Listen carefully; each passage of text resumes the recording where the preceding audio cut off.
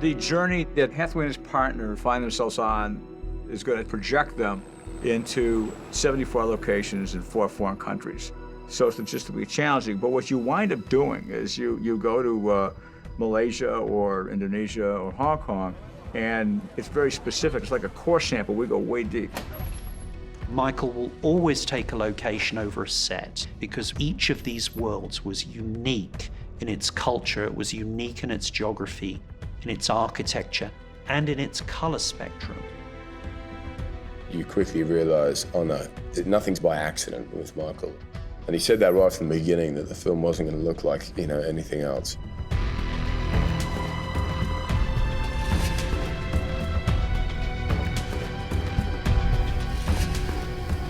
We had some particular locations that were fascinating. One was Hong Kong. They launched a quest to identify and apprehend a cyber criminal somewhere in the world. Following the money takes them there. Loved Hong Kong. It was a different character in and of itself.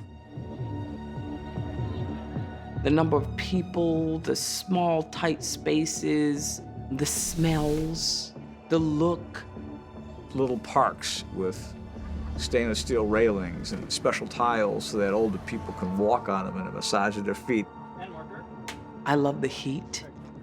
I love what the heat made us do, the sweating, the feeling of claustrophobia.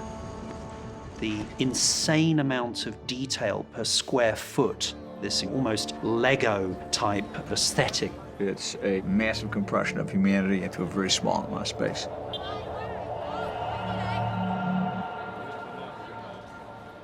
Hong Kong was such an impressive city. I'd never been there before, and I went, wow, there's so much to see here.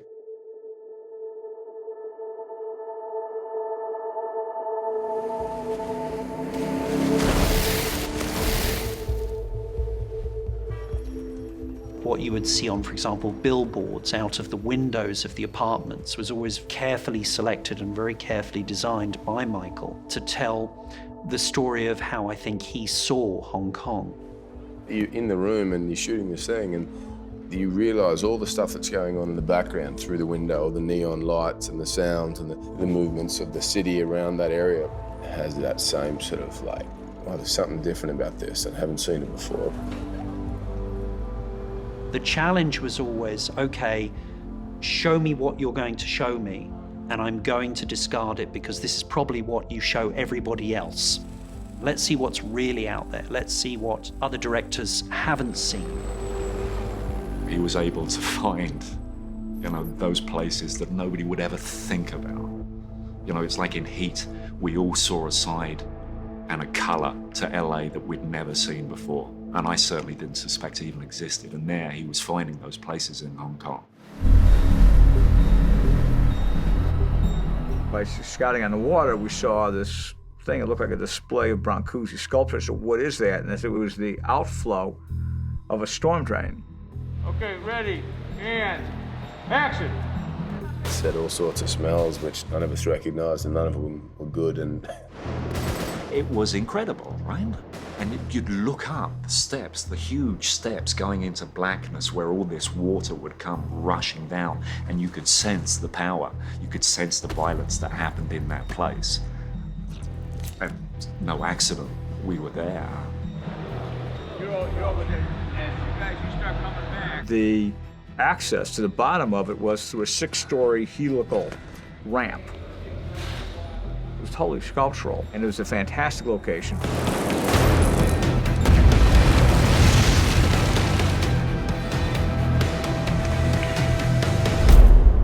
You locate this guy, you're okay. You get discovered, you're dead meat. At a critical moment in time, Hathaway has to do a huge roll of the dice. So I wanted a place that was as alien an environment that I could find to put them in. And the isolation that I imagined them being in was very dramatic. That projects them into a strange part of Malaysia called Perak. here, right here, I looked at this. Where there's a lunar landscape of tin mines. John goes, I say action, and you continue. from there to the heart of Jakarta, Indonesia.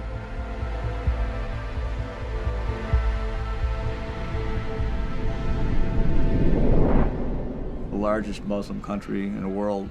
There's nothing Western about it. It's a really exciting place with crazy colors that come from different ethnic groups' traditions.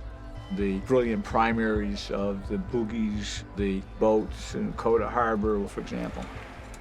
This extraordinary bridge in Jakarta was going to become the electronics market.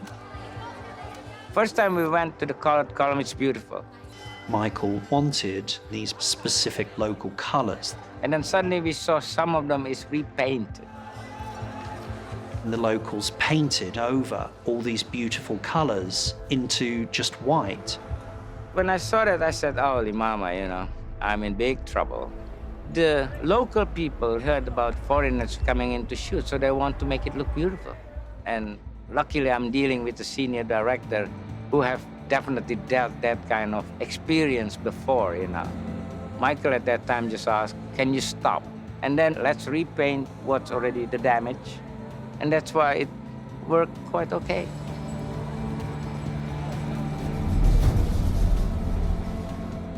Five men, 2 floors below. We're in this skeleton of a building. I think we're up on the 18th floor. And because it was the night of transition from Ramadan to Eid, the fireworks started going up. There was the beautiful sound of the call to prayer. It was breathtaking. I like working with Michael. He takes you to such pretty parts of the world. You go from this digital tech world into one of the most beautiful ceremonial traditions of Indonesia. It looks just spectacular. For the working out of their fate and the very aggressive, lethal hunt that they're engaged in, I wanted to find something that was completely opaque. So there's a Balinese holiday called Nyepi Day, and we restaged that in a square in downtown Jakarta that's called Independence of Papua Square, which is a monumental piece of architecture given to Sukarno by the Soviets. Most people haven't seen anything like that, let alone to that scale. Most films would have said, oh, let's get 200 extras and we'll CGI masses of people, but Michael said, no, no, no. We restaged this giant celebration with about 5,000 people, and Colleen Atwood built all these costumes, totally authentic, and they all construct and bring various demons on palanquins that they carry. That take about 40 men to carry one of these things. Michael responded immediately to the demonic characters. They're designed in a way that they give this appearance of floating, but in very dynamic poses.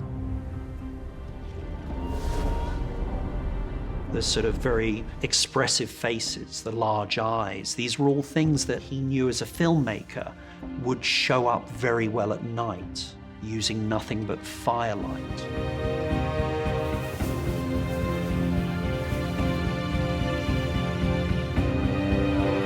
And you look at this and you have no idea what's going on.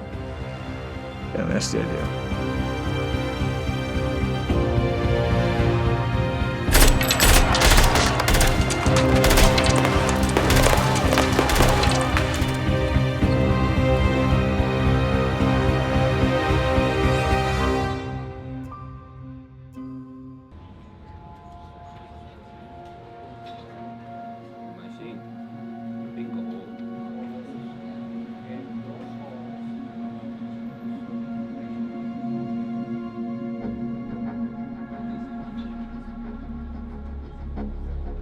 There's a truth-telling style we all have, or, you know, as Michael says, whether or not consciously you know it, your subconscious is clued into what's right or wrong or what's truthful.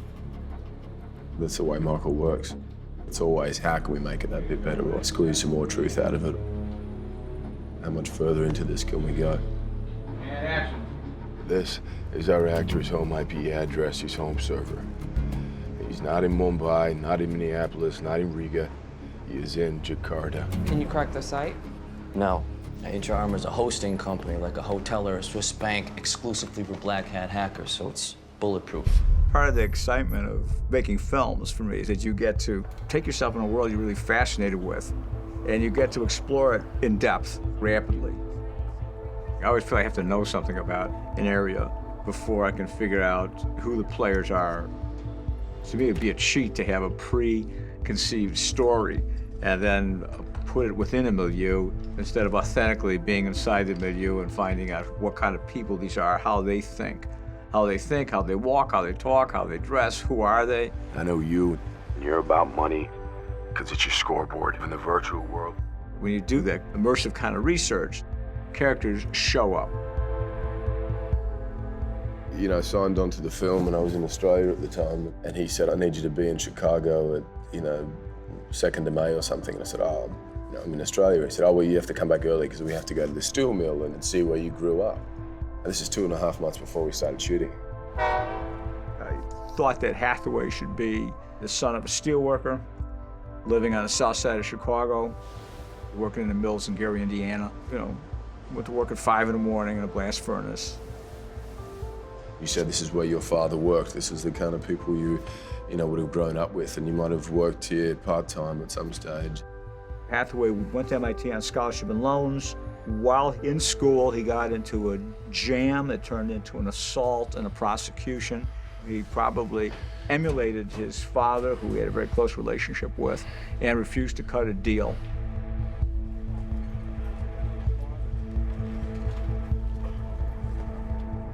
I took Chris to Statesville prison. That was a fascinating experience for him to try and get some sense of what his life would have been inside for 4 years. Hathaway, cell search. The first time I walked in, you immediately kind of go, wow, this is a whole nother world here, its own set of rules, and an incredibly intimidating and scary place.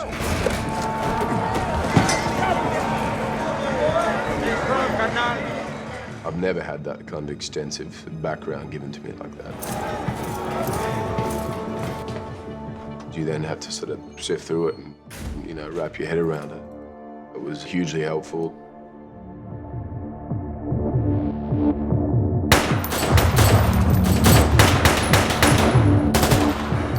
You think you're playing someone who's a peripheral character, and that might be the case. Nonetheless, you get an email with this complete backstory that's been fully researched and written out by Michael.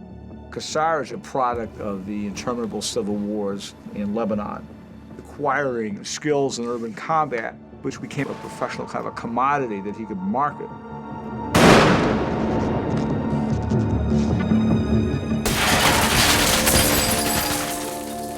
The guy we're working will drop the big hammer and not think twice about it. And then Come on. Don't evoke 9/11 on me.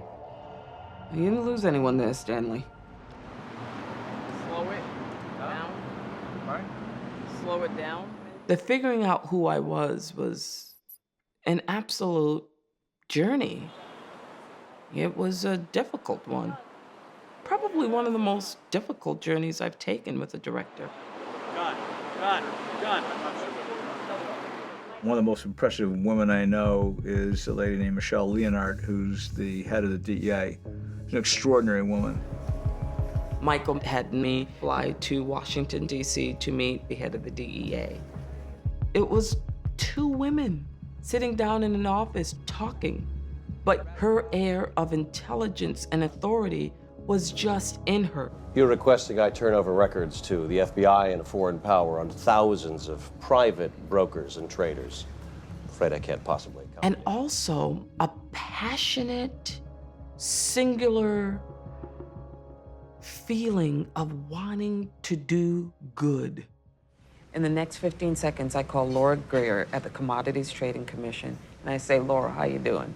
I'd like to launch an official investigation on one Gary Baker. So the headline, M-Tech official investigated for aiding and abetting cyber criminals, leaks to CNN in the next 90, so it makes the 3 o'clock news cycle as well as the nightly news, and that'd be good too. Only after I took the part, then the stories came out. The number of takes, and the beauty of doing all of those takes is you have 10, 15 different choices at the end of the day. Depending on how the movie is cut and what choice he makes, It could fit into the movie in a totally different way than you could possibly have imagined if you just said it the way you felt like it should be said. Am I being tangible? After a while, I liked it. Gary? I did. It woke me up out of my haze, which is just doing something by rote. The Chinese network engineer, Chen Lian, is played by Tang Wei. There's a lot of similarities between the character Lian and Tang Wei in life.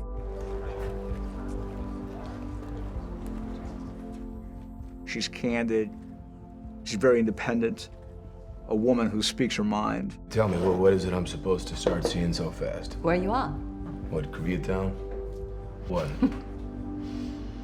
You'll be in the rapid stream of decision-making, having to make intuitive choices. People against you are high-speed, world-class, dangerous.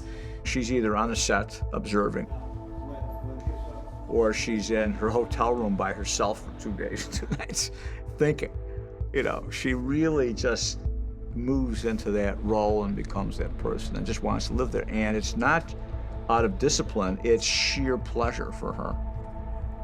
If you were going to program an actress, you would come up with Tang Wei. I like to do it again, because I always waiting for him to give me tip. Maybe I can not show. Yeah, even though it says Tip about feeling, about the characters. his reaction. Yes. It won't come. Because that kind of thing need to melt into yourself, melt into your blood, and then it become the reaction, the acting.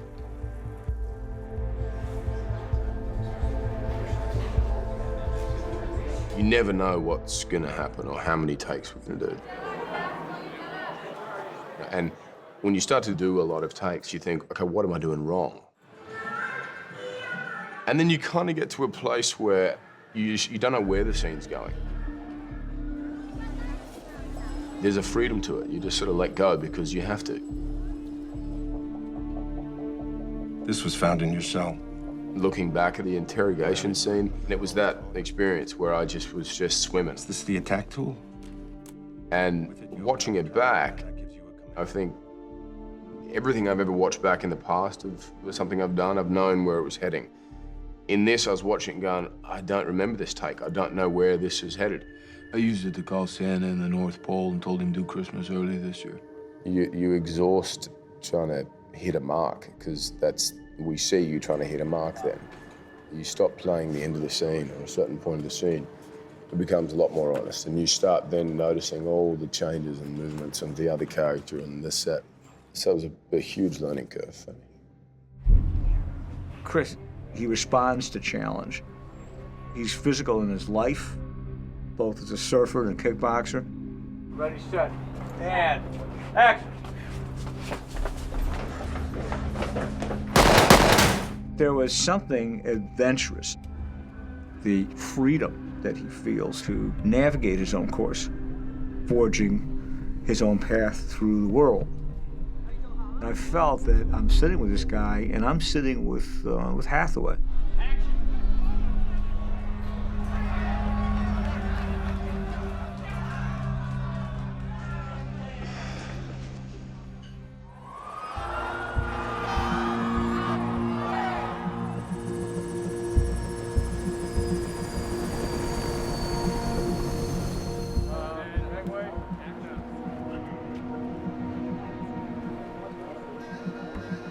You got a zoom on there or not? Put a longer lens on and let it be bumpy, but then it'll get smooth when they stop. Okay? Michael Mann is a master of creating reality on film. It's so believable.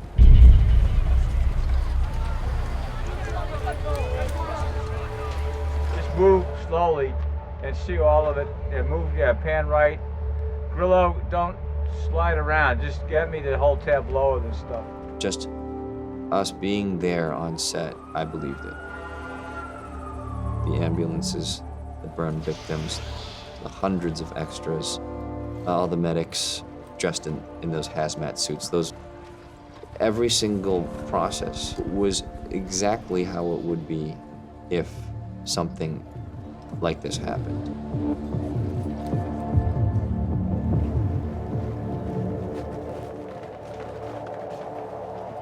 Julie Atwood is a nuclear waste management consultant, and in setting up the response at the nuclear reactor, she was absolutely key. Try to peel the suit back. In terms of the procedures for putting on protective garments, the training of the nurses and technicians, it was all very authentic. This set's all about showing some of the reality. A lot of workers get hurt, a lot of them get sick, they get radiation illness. You'd have injuries like you would get on a construction site, along with radiation burns. How would the burns look? We saw all these pictures of real burn victims. Those were recreated by the makeup artists. Michael Mann wanted 2 nuclear blast victims, dead victims inside. So the actors actually see what they're going into. It was a scary thing.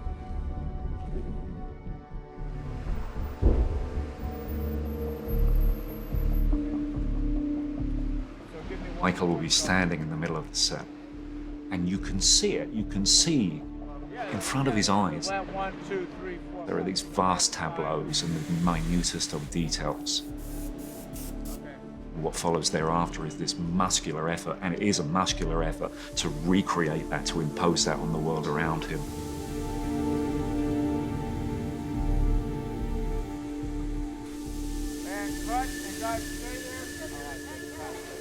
He demands a lot, but he's giving twice what anyone else is given, you know. He's literally sprinting across the set. You see him sprinting across the set and back again, and, you know.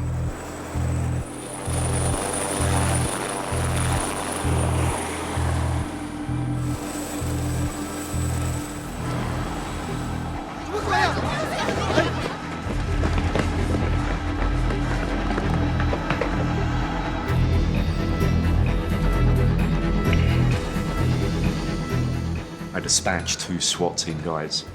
I have to grab one of him, holding him like that, with my arm around his neck. And we had to go through many takes because there was an exact placement of that hand that Michael wanted. No, Richie, the fingers are too splayed. No, Richie, the fingers are too bent. And I asked him, where do you want the thumb? Do you want the thumb like this, or do you want the thumb out? It's like, why are you asking me about the thumb? The thumb's unimportant. There was exact placement that for Michael denoted skill and years of experience.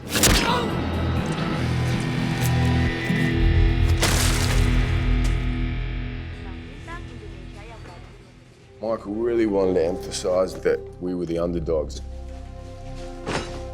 And there we are, having a screwdriver and a grinder and sanding the thing down to make it into a weapon. He's wrapping magazines around his stomach to protect himself. A lot of it was stuff that's pulled from, I think, prison. This is where Michael's taken it from. How guys prepare if there's going to be some kind of fight. It's all about if I can get close enough, fast enough.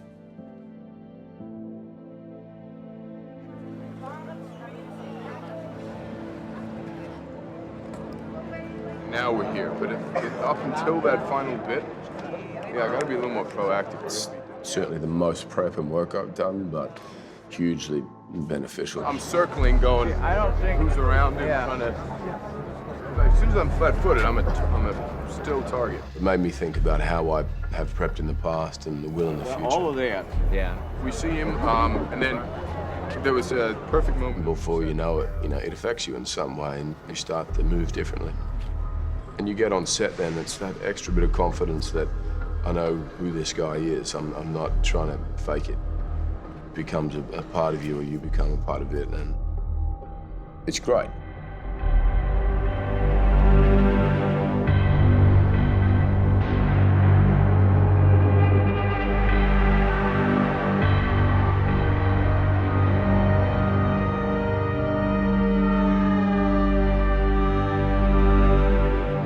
Man, cut.